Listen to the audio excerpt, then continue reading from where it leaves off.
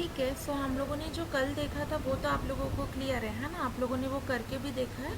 सो और भी अच्छे से क्लियर हो गया कि अगर हमें कोई टेम्पलेट या सिंपली कोई मैसेज अगर ऐड वगैरह करना है तो किस तरीके से हम लोग करेंगे।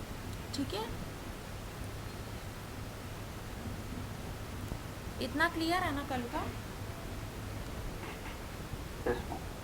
सो आज हम लोग देखेंगे कि टेम्पलेट्स पे किस तरीके से रिडायरेक्ट कर सकते हैं हम लोग।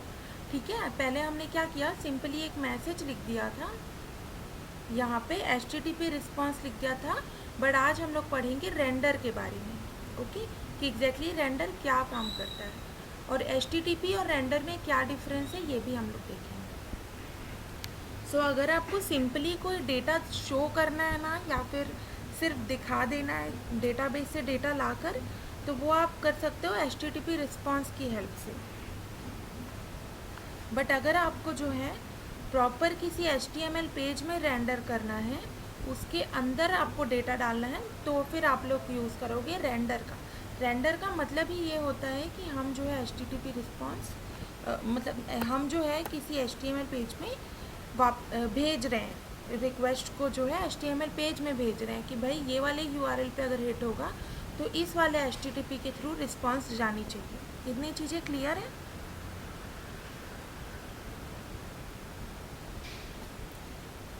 Yes ma'am. अनम्यूट करके जल्दी से बोल दिया करो, ठीक है, क्योंकि आगे भी हम लोगों को बढ़ना है ना। अच्छा, आप लोग अपना वो PDF देख रहे हो क्या? हाँ। यहाँ मैंने भी वही ओपन कर रखा है तो भी चलेगा ऐसा। ठीक है, तो अभी रेंडर और रिस्पॉन्स में क्या डिफरेंस है वो समझ में आया क्या? फर्स्ट पॉइंट, हम लोग को अगर डायरेक्टली रिस्पॉन्स दिखाना है तो हम लोग HTTP रिस्पॉन्स यूज़ करेंगे। अगर हमें किसी HTML पेज में भेजना है तो हम लोग रेंडर का यूज़ करेंगे। ठीक है, और दोनों को इंपोर्ट करने का क्या तरीका है वो ऊपर लिख रखा है हमने। विदाउट इंपोर्ट हम ये यूज़ नहीं कर सकते, रेंडर यूज़ नहीं कर सकते। तो हमें अगर कुछ भी चीज़ यूज़ करना है तो उसे इंपोर्ट करना पड़ेगा। सो Django डॉट शॉर्टकट से हम लोग रेंडर इंपोर्ट करते हैं। और ये चीज़ें आप देख भी सकते हो, क्या बोलते हैं, Django के डॉक्यूमेंटेशन में देख सकते हो कि हमको रेंडर किस तरीके से करना है करके। इतना याद करने की ज़रूरत नहीं है, बट बेसिक चीज़ें जिसको हम बार बार यूज़ करते हैं वो चीज़ें आपको याद होनी चाहिए। तो Django जो डॉट HTTP से हम लोग HTTP रिस्पॉन्स इंपोर्ट करते हैं। इतना समझ में आया? Yes ma'am. सो हम रेंडर क्यों यूज़ करते हैं बताओ? रेंडर स्पेसिफिक HTML पेज पे रिडायरेक्ट कर होती है, जो भी मैसेज है वहाँ पे डिस्प्ले कर। Very good. और अगर हमें सिंपल मैसेज बस हिट करते ही को शो करना हो तो हम क्या यूज़ करेंगे? HTTP response. Okay, good good, very good. तो इतनी चीज़ें आप लोगों को क्लियर है, HTTP रिस्पॉन्स क्यों यूज़ करते हैं और रेंडर क्यों यूज़ करते हैं। ज़्यादातर जगहों में यही चीज़ें यूज़ होने वाली है, इसलिए हमें इसका इंपोर्ट भी याद होना चाहिए। ठीक है, सो चलो अब मैं आप लोगों को ये वाला बताती हूँ कि टेम्पलेट्स बनाने के क्या क्या प्रोसेसेस होते हैं, क्या स्टेप्स हम लोग लेते हैं किसी टेम्पलेट को बनाने के लिए, और उसके बाद हम उस टेम्पलेट में क्या क्या चीज़ें यूज़ कर सकते हैं। ठीक है, हम उसमें क्या क्या चीज़ें इम्प्लीमेंट कर सकते हैं और क्या क्या चीज़ें लिख कर हम लोग अपना डेटा शो कर सकते हैं। और डेटा शो हम लोग करेंगे नेक्स्ट क्लास में। ठीक है, तो Django टेम्पलेट सिस्टम में सबसे पहले तो हम लोग एक HTML पेज बनाते हैं। ये आप PDF अच्छे से पढ़ना, ठीक है। इसमें से अगर कोई वर्ड समझ में ना आए तो वो मुझे पूछना कि मैम ये क्या है और इसका क्या मतलब है। जो मेन हाइलाइट्स हैं वो मैं आप लोगों को बता रही हूँ। तो सबसे पहले तो Django टेम्पलेट सिस्टम के लिए हम लोग क्या करते हैं, एक टेम्पलेट फोल्डर बनाते हैं। ठीक है, मेरा टेम्पलेट फोल्डर मैं आप लोगों को दिखाऊंगी कि मैंने कहाँ पे बनाया है। एक टेम्पलेट फोल्डर बनाते हैं, उस फोल्डर के अंदर हम लोग मल्टीपल फोल्डर्स बना सकते हैं या फिर HTML पेजेस बना सकते हैं। तो हम डायरेक्ट और जिस भी तरीके से हम बनाएंगे हम डायरेक्टली वो पाथ दे देंगे। ठीक है, किसको दे देंगे? व्यूज़ में दे देंगे।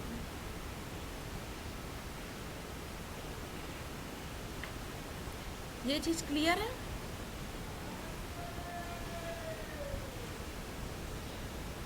Yes ma'am.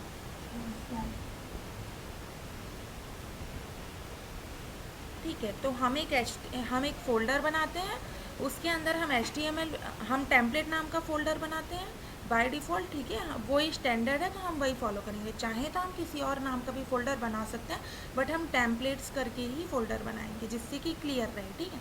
उसके अंदर हम HTML पेजेस डालते हैं, और जैसे जैसे हमारा वेबसाइट बड़ा होता जाता है तो हम स्ट्रक्चर कैसे रखते हैं, एक टेम्पलेट नाम का बनाते हैं, उसके अंदर फिर एक सब टेम्पलेट एक फ़ोल्डर नाम का एक टैम फ़ोल्डर नाम सॉरी टेम्पलेट नेम का एक फ़ोल्डर बनाते हैं, और उसके अंदर हम एक सब फ़ोल्डर बनाते हैं, और उसके अंदर जो है हम यूज़ डाल देते हैं, जैसे अपने को लॉगिन पेज के लिए चाहिए।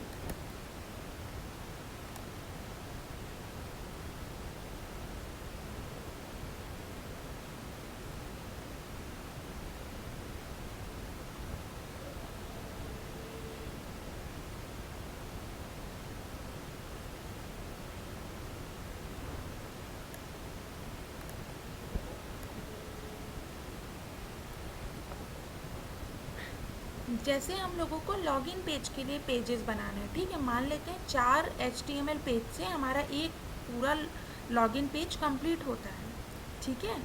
तो हम लोग क्या करेंगे, एक लॉगिन नाम का फ़ोल्डर बनाएंगे, उसके अंदर जो है हम लॉगिन पेजेस के HTML डालेंगे, और उसको जिस जिस जगह पे हम लोगों को दिखाना है ना, हम उस जगह पे मेंशन कर देंगे। बट अब अभी के लिए इतना समझो कि हम एक लॉगिन नाम का एक HTML पेज बनाएंगे, उसके अंदर हमारा लॉगिन का डेटा या फिर कोड हम लोग लिखेंगे, ठीक है? इतनी चीज़ें क्लियर है? फर्स्ट स्टेप, हम लोग एक टेम्पलेट का फ़ोल्डर बनाते हैं, उस टेम्पलेट के अंदर हम लोगों को जो भी HTML फाइल हम लोगों को बनाना होता है हम बनाते हैं, समझे?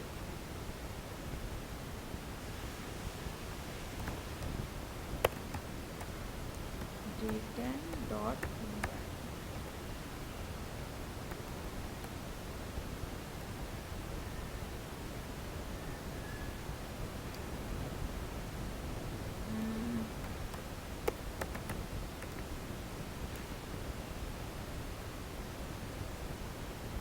टेम्पलेट्स के अंदर हमारा रहेगा लॉगिन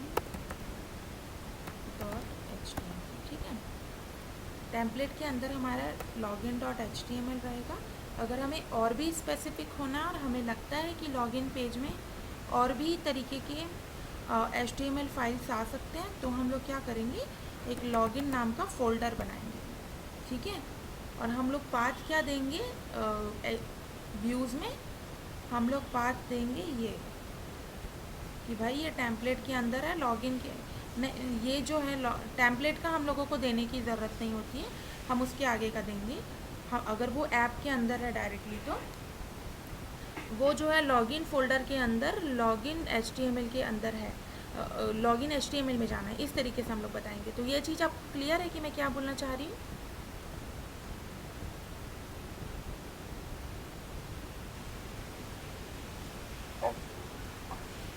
मैम लॉगिन में नया फाइल आएगा HTML वाला? हाँ, अगर हम लोग जो है हम लोगों ने सिंपली फ़ोल्डर बनाया है, ठीक है? ये भी एक फ़ोल्डर है, ये भी एक फ़ोल्डर है। तो अगर हमको एक क्या बोलते हैं उसको, लॉगिन के टाइम पे एक पेज दिखाना है ना, प्रॉपर डेटा ना दिखा के हमको कोई पेज दिखाना है ना, तो हम लोग उसके लिए HTML फाइल बनाएंगे, ठीक है? ओके। तो फिर लॉगिन के अंदर जो है एक HTML फाइल आ जाएगी। तो अगर हमको लॉगिन फ़ोल्डर के अंदर लिखना है तो हम वो भी बना सकते हैं, अगर हमको HTML के अंदर बनाना है तो हम वो भी बना सकते हैं, ठीक है? Yes ma'am.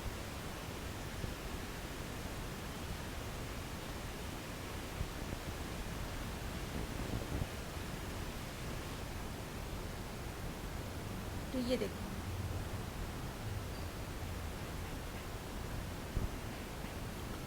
सो हम लोग फर्स्ट पॉइंट से स्टार्ट करते हैं, ठीक है? थोड़ी थोड़ी चीज़ें मैं आप लोगों को बताते जाती हूँ लास्ट तक कि आप ये PDF अच्छे से पढ़ना और इसी तरीके का आंसर आप लोगों को इंटरव्यू में भी देना है अगर वो इससे रिलेटेड कोई क्वेश्चन करता है तो okay. So Django template system is the way to dynamic generate HTTP, HTML and XML or any other text format using templates, ठीक है। So इसका मतलब यही है कि Django टेम्पलेट सिस्टम के अंदर हमको एक प्रोविज़न मिलता है या फिर एक वो हमको फैसिलिटी देती है कि हम लोग जो है HTML पेजेस के अंदर भी पाइथन रिलेटेड कोड लिख सकते हैं। सो इसको जो है ना इसको जो है Django टेम्पलेट लैंग्वेज बोलते हैं या फिर DTL सिंटैक्स बोलते हैं। सो ये चीज़ आप याद रखना। नेक्स्ट क्या है, इसके DTL की हेल्प से हम लोग इसमें डायनेमिक वेब पेजेस क्रिएट कर सकते हैं और वेरिएबल इंसर्ट कर सकते हैं, लूप रन कर सकते हैं, कंडीशंस लगा सकते हैं और अदर लॉजिक्स भी हम लगा सकते हैं सिमिलर टू पाइथन, ठीक है। जो इफ एल्स फॉर लूप हम लोग यहाँ पे अपने पाइथन में हम लिखते हैं ना, उसी तरीके का हम लोग टेम्पलेट्स के अंदर भी लिख सकते हैं Django के अंदर। सो ये चीज़ थोड़ी नई है और ये चीज़ आपको याद रखने वाली है, समझे।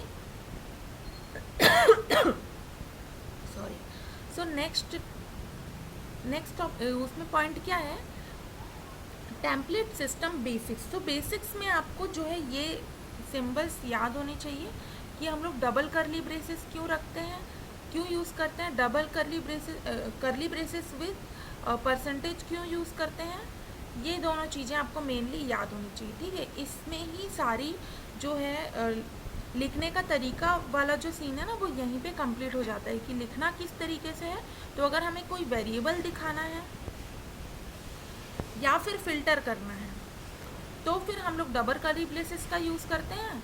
अदरवाइज अगर हमें फॉर लूप लगाना है या फिर इफ एल्स लगाना है, इफ एल्स लगाना है, तो हम लोग करली ब्रेसेस विद परसेंटेज का यूज़ करते हैं, ठीक है।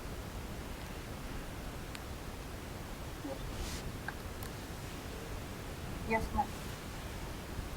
ओके, अभी हमने डबल करली ब्रेसेस यूज किया था मैसेज प्रिंट करने के लिए। हाँ करेक्ट। अगर हमें सिर्फ वेरिएबल दिखाना है मतलब जो हमने कॉन्टेक्स्ट में पास किया है ना वो चीज़, अगर हमको कुछ लॉजिक नहीं लगाना है, सारा लॉजिक हमने बैकएंड में लगा लिया है, तो हमें सिर्फ और सिर्फ डबल करली ब्रेसेस ही यूज़ करना पड़ेगा, समझी। तो हमने एक एग्जांपल भी देख लिया डबल करली ब्रेसेस यूज़ करने के लिए अपने index.py में, जो मैं आप लोगों को अभी दिखाऊंगी, index.html में जो मैं आप लोगों को अभी दिखाऊंगी, ठीक है। सो ये पॉइंट क्लियर हो गया। शैली, इतनी चीज़ें समझ में आई आपको?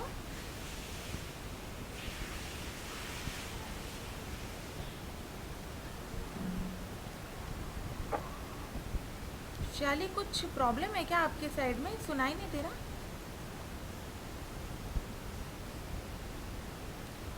ओ सॉरी, साबरी आपको सुनाई दिया?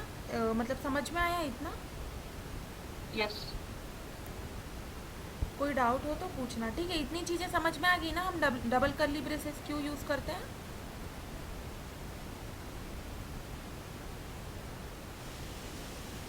Yes ma'am. Okay, good, very good. So next अपना पॉइंट क्या होगा,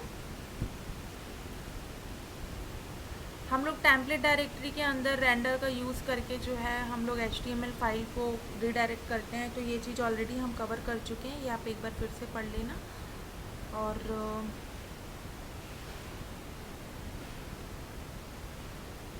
इसका यूज़ क्यों करते हैं, तो हम फ़िल्टर लगाने के लिए यूज़ करते हैं। अगर हमें कोई फ़िल्टर लगाना है, बट ज़्यादातर तो हमें इसका यूज़ आएगा नहीं। ज़्यादातर आप पहले इन कॉन्सेप्ट्स को क्लियर करो कि फॉर लूप कैसे चलाना है, इफ एल्स कैसे चलाना है, पेजेस कैसे बनाने हैं। फिर हम लोग जब और भी ज़्यादा काम करेंगे ना टेम्पलेट्स पे, जब आप लोग अपना पर्सनल प्रोजेक्ट बनाओगे और या फिर वहाँ पे कुछ ऐसी नीड होगी जहाँ पे आपको फ़िल्टर का यूज़ करना है, तो फिर हम लोग पाइप का यूज़ करेंगे, ठीक है। तो आपको बस याद होना चाहिए कि हम लोग फ़िल्टर यूज़ करने के लिए क्या यूज़ करते हैं, तो वो चीज़ आपको पता होनी चाहिए और इसका डेफिनेशन थोड़ा बहुत पता होना चाहिए, ठीक है।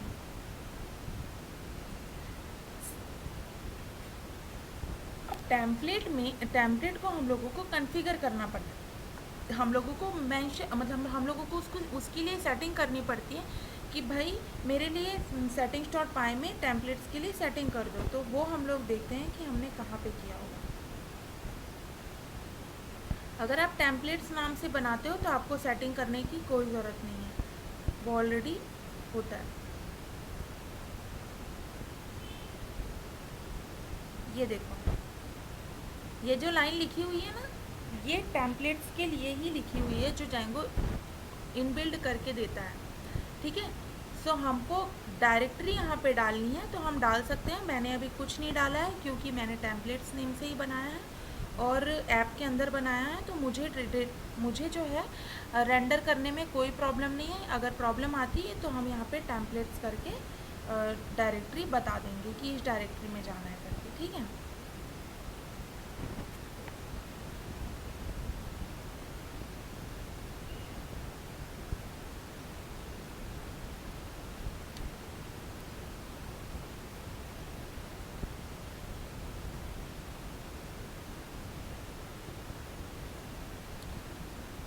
ठीक है, तो अभी तक के जो चीज़ें मैंने आपको बताई, जो पॉइंट्स मैंने आपको बताया, उसमें से सारी चीज़ें क्लियर है। फिर से एक बार रिवाइज कर लो।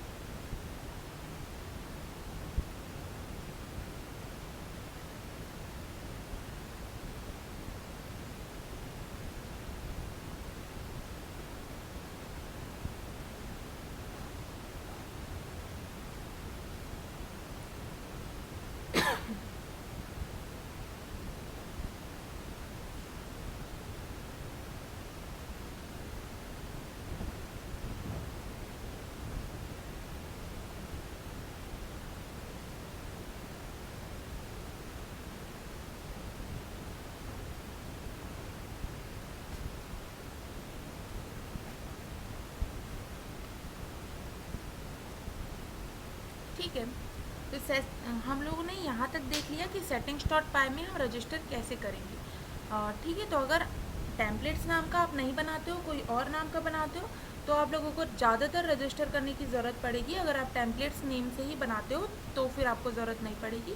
बट अगर आप टेम्पलेट्स को भी रजिस्टर करना चाहते हो और DIRs में डालना चाहते हो, तो फिर आप किस तरीके से करोगे वो देखते हैं हम लोग। ठीक है, सबसे पहले तो हम लोग OS का यूज़ करेंगे, जिसके लिए हम लोगों को इंपोर्ट करना पड़ेगा OS।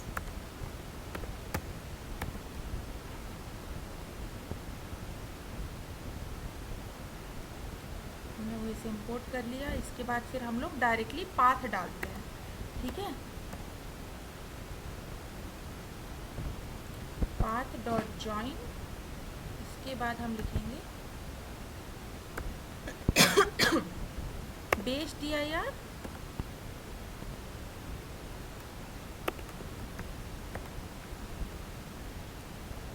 टेम्पलेट्स। ओके, तो इस तरीके से हम जो रजिस्टर कर सकते हैं।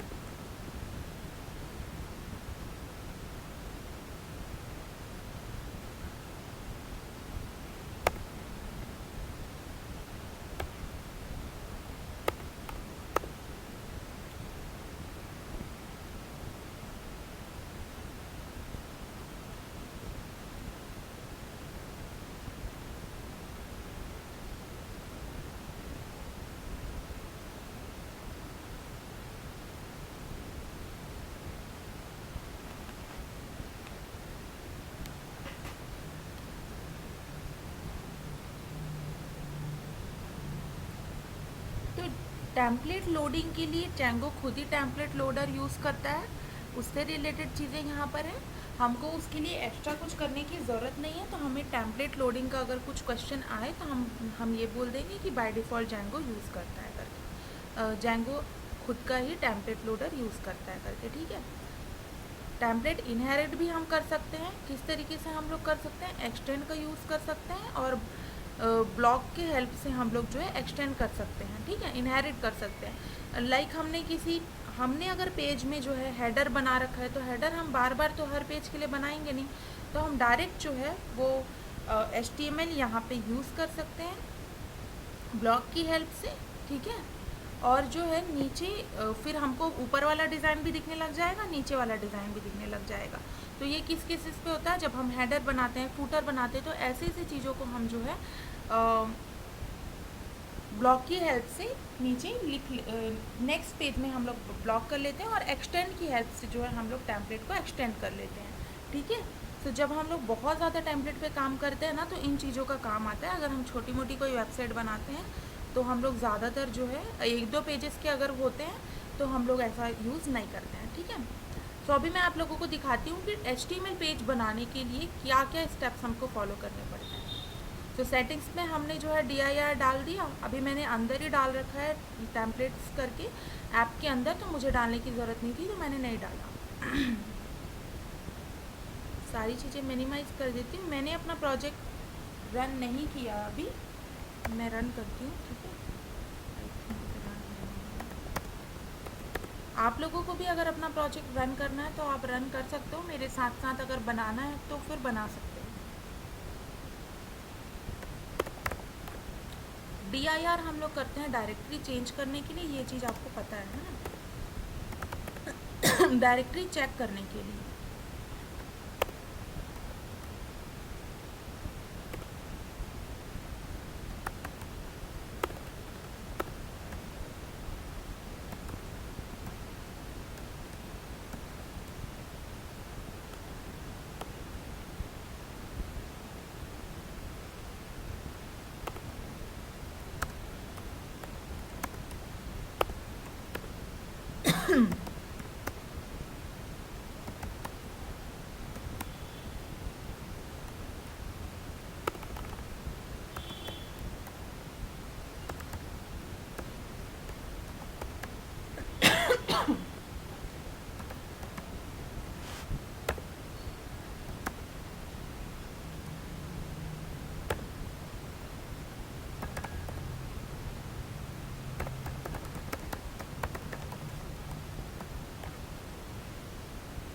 ठीक है, तो मेरा प्रोजेक्ट रन हो गया है।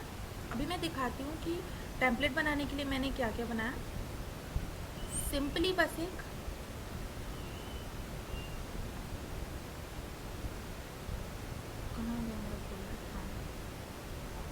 ये पुश भी कर दिया है, सो वो भी आप वहाँ से भी देख सकते हो। मेरे पास एक ऐप था, मैं हर ऐप का अलग अलग टेम्पलेट बनाना चाहती हूँ, जिससे कि सारी चीज़ें अलग अलग क्लियर रहेंगी कि भाई इस ऐप का टेम्पलेट यहाँ पे है, इस ऐप का टेम्पलेट यहाँ पे। एक तो ये वे से कर सकते हैं, या तो डायरेक्टली हम रूट डायरेक्टरी में एक टेम्पलेट क्रिएट करके हम लोग उसको रजिस्टर करके उसको सारी की सारी जगहों का टेम्पलेट एक जगह पे ही लिख सकते हैं। ठीक है, सो मैंने ये किया है कि अभी के लिए एक ऐप नेम बनाया है, उसके अंदर एक टेम्पलेट नाम का सिंपली फ़ोल्डर बना लिया। फ़ोल्डर बनाना कैसे बनाना है वो पता है ना आप लोगों को। यहाँ पे बस एक प्लस का बटन क्लिक करना है, ये वाले में ऐप के ऊपर जाके, ये देखो टेम्पलेट 2 नाम का मैंने एक फ़ोल्डर बना लिया। तो मेरे पास 2 टेम्पलेट्स हो गए, one is templates and one is template 2। ठीक है, इतना क्लियर है। सो मैं इसे डिलीट कर देती हूँ। अब टेम्पलेट्स के अंदर जो है मैंने एक index.html फाइल बना ली। index.html फाइल किस तरीके से बनाते हैं, बस इसे क्लिक करो,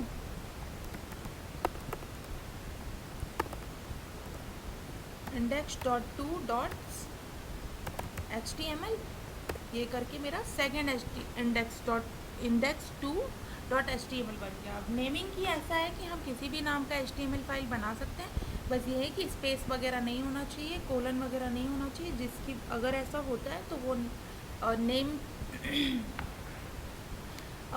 उस नेम का क्रिएट होने में प्रॉब्लम क्रिएट करता है। ठीक है, सो हमने एक फ़ोल्डर बनाया टेम्पलेट्स नाम का, उसके अंदर हमने एक फ़ाइल बना लिया HTML नाम का। ठीक है, अभी जो है आगे देखते हैं कि हम लोग इसको लिंक कैसे करेंगे अपने views.py में। तो हम लोग views.py में चलते हैं इसके लिए।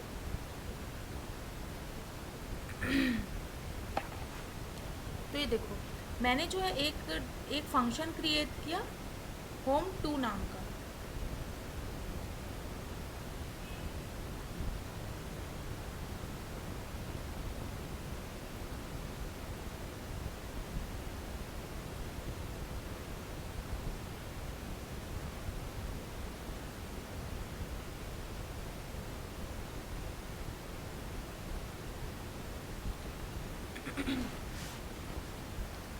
हमने जो है एक फंक्शन क्रिएट किया, ठीक है, home2 नाम का हमने एक फंक्शन क्रिएट किया है।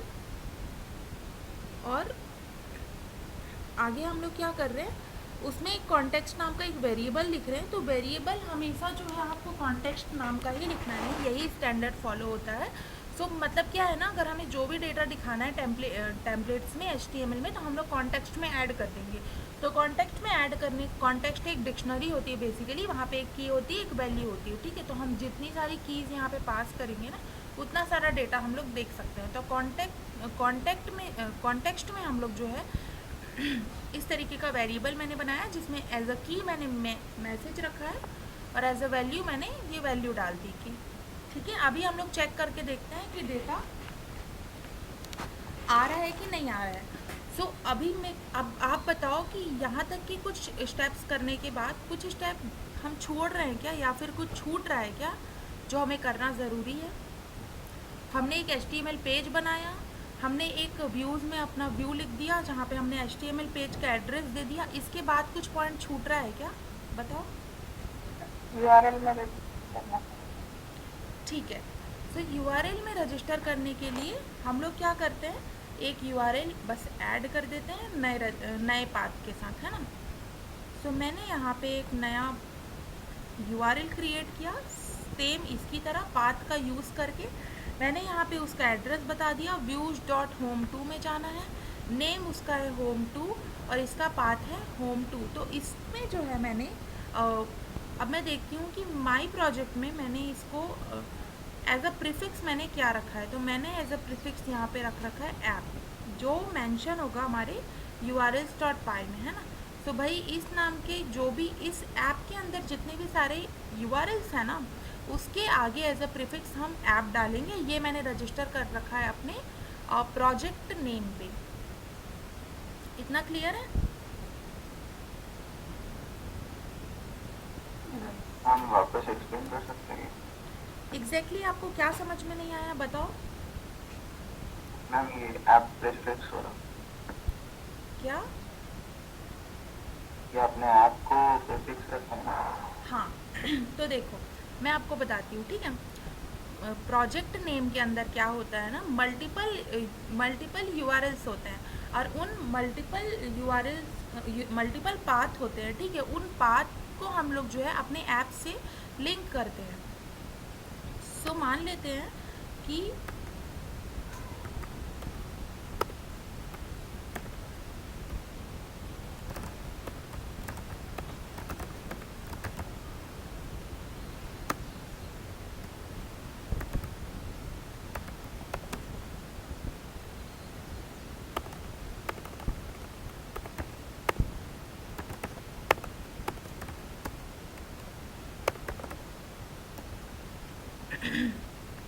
हमारे पास ये 4 तरीके के ऐप हैं, ठीक है। ये सारे ऐप नेम है, आप समझ लो कि हमने 4 बार ऐप क्रिएट किया है स्टार्ट ऐप से। इस तरीके का, जिस तरीके का मैंने एक ऐप बनाया है ना ऐप नेम से, उसी तरीके से हमने 4 ऐप बनाया है। ये चीज़ क्लियर है? अब चारों ऐप के URL को मुझे रजिस्टर करना पड़ेगा इस मेन प्रोजेक्ट में, समझे। तो उसके लिए हम लोग अलग अलग पाथ बनाते हैं, ओके। क्योंकि अगर पाथ सेम होगा ना, अगर बाय डिफ़ॉल्ट हम लोग ये रख सकते हैं, इसका मतलब ये है कि आगे कुछ भी नहीं डालना, कुछ भी प्रीफिक्स नहीं रहेगा। बट उसको करने से क्या प्रॉब्लम आएगी कि अगर मैं अगला ऐप रजिस्टर करूँगी तो वहाँ पे भी मैं खाली पाथ तो नहीं डाल सकती। एक में हम डाल सकते हैं डेफिनेटली, बट हम लोग को सब में कुछ ना कुछ तो अलग रखना पड़ेगा ना। तो मेन एंड कहने का मतलब ये है कि हमें सारे URLs जो है वो अलग अलग रखने पड़ेंगे। अगर हम अलग अलग प्रीफिक्स नहीं रखेंगे तो कॉन्फ्लिक्ट हो जाएगा, हमारी जैंगो को हमारी रिक्वेस्ट को समझ में नहीं आएगा कि एग्जैक्टली जाना कहाँ पे है। समझ में आया?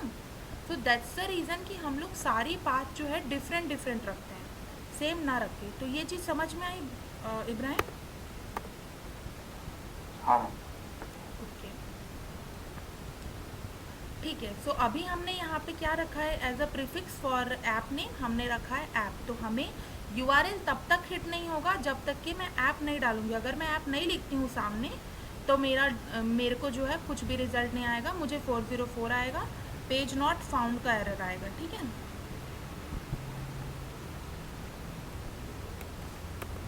तो चलो अभी मैं ओपन करती हूँ ये पेज।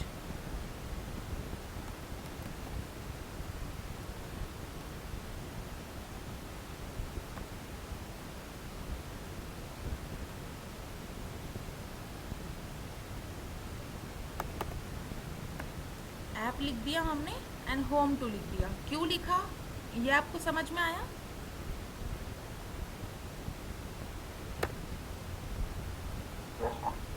ठीक है, तो अभी देखो इस यूआरएल को ओपन करने से क्या आ रहा है,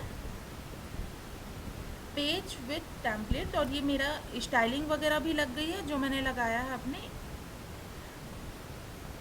index.html पे, ठीक है।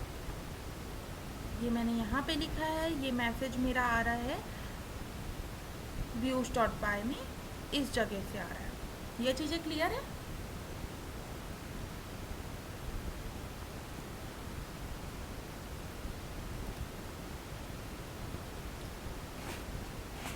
इतना पॉइंट क्लियर है ना?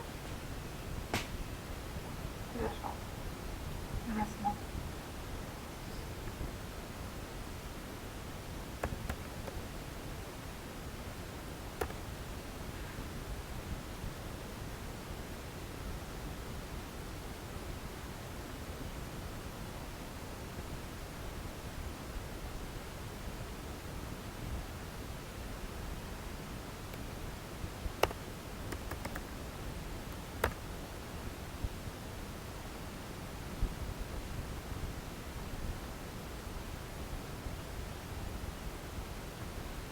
तो ये देखो मुझे इस तरीके का डिज़ाइन चाहिए, तो मैं उसके लिए क्या करती हूँ, डायरेक्ट ये उठाती हूँ,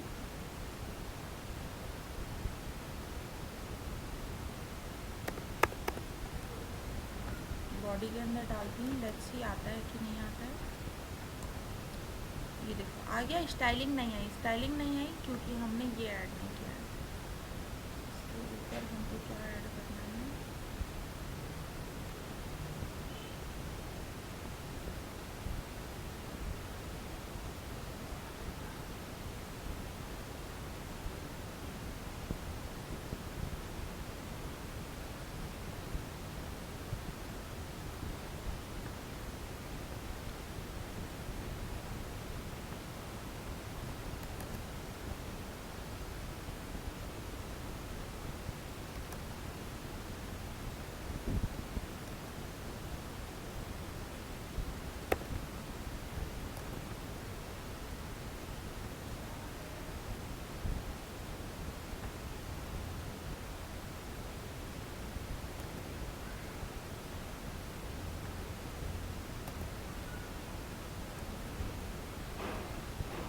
तो ये देखो सेम इसकी तरह स्टाइलिंग आ गई जो हमने यहाँ पे किया है, मतलब जो हम पहले देख रहे थे उस तरीके का सेम आ गया ना।